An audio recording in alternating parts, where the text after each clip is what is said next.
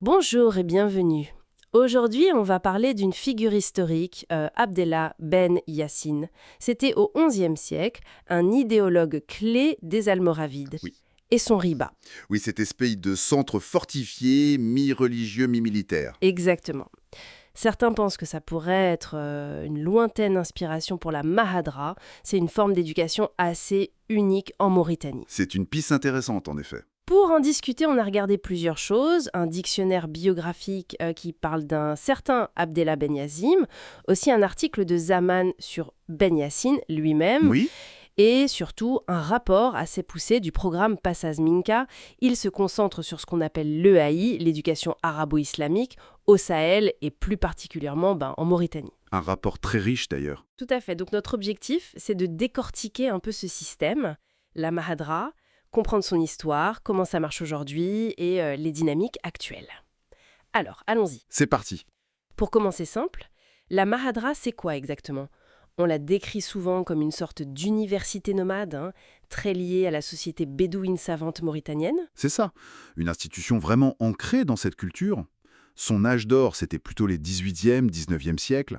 C'est l'époque des fameux Shanakita. Ah oui, ces érudits dont la réputation dépassait largement les frontières. Absolument. Et ce qui est fascinant, dans le modèle initial, c'est sa souplesse. L'étudiant, il choisit son maître, sa discipline. C'est très libre en fait. Très libre et peu coûteux.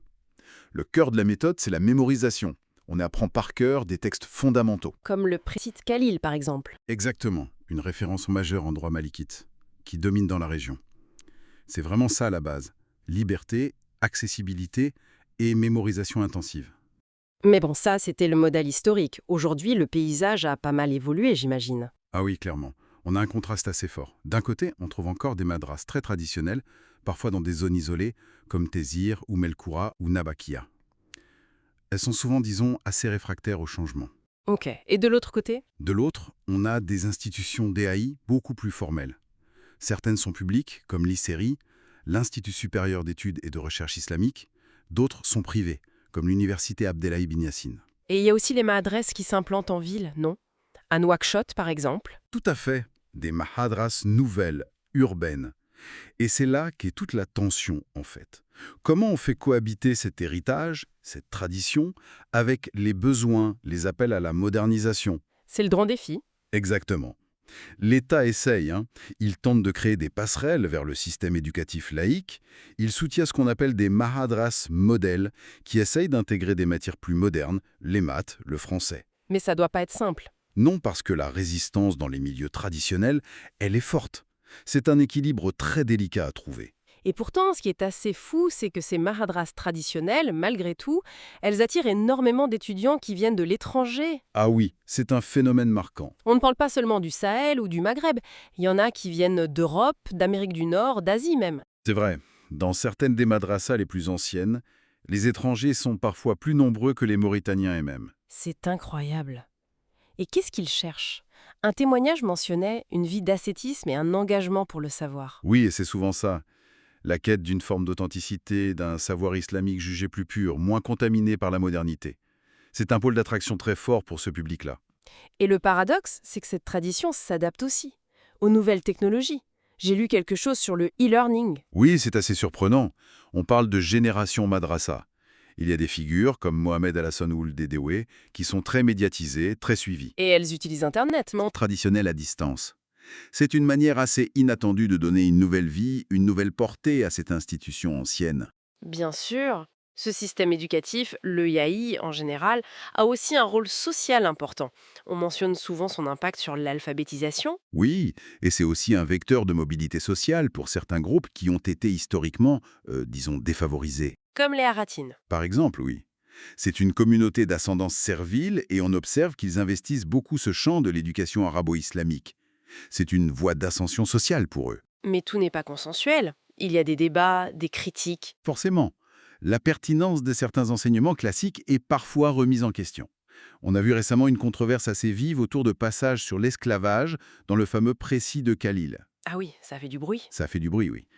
Et plus largement, certains critiquent cet idéal d'érudition un peu encyclopédique, très vaste, en disant que ce n'est peut-être pas le plus adapté aux besoins de spécialisation du monde d'aujourd'hui. Et puis, il y a la question sensible du financement. Oui, il faut l'aborder.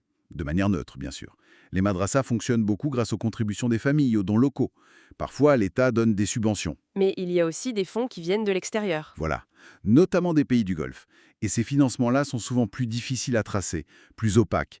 Et ça, ça soulève des questions sur les influences possibles, les agendas cachés. Ce qui nous amène naturellement aux inquiétudes concernant les risques de radicalisation, peut-être via certains étudiants étrangers ou justement ces financements externes. Oui, cette préoccupation existe, c'est indéniable, c'est un sujet de vigilance pour les autorités. Mais quelle est la position locale là-dessus?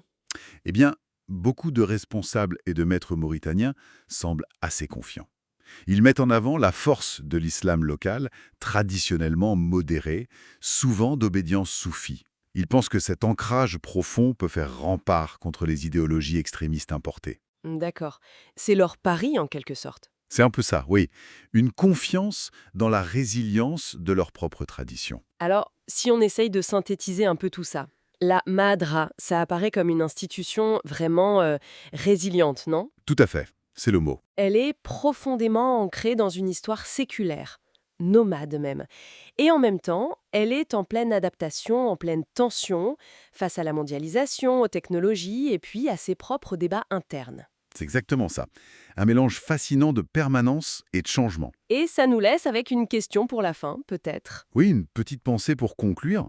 On voit partout dans le monde qu'on cherche des modèles éducatifs plus flexibles, plus accessibles, moins rigides. Et là, on a la Mahadra, avec son histoire nomade, sa structure hyper décentralisée et même son adaptation récente au numérique. Hmm. Est-ce que, paradoxalement, cette très vieille institution ne pourrait pas nous donner quelques pistes de réflexion sur l'avenir de l'apprentissage? C'est une question ouverte, bien sûr. Surtout qu'elle doit elle-même naviguer ses propres défis qui sont loin d'être simples. Une question à méditer. Effectivement, merci beaucoup pour cet éclairage. Merci à vous.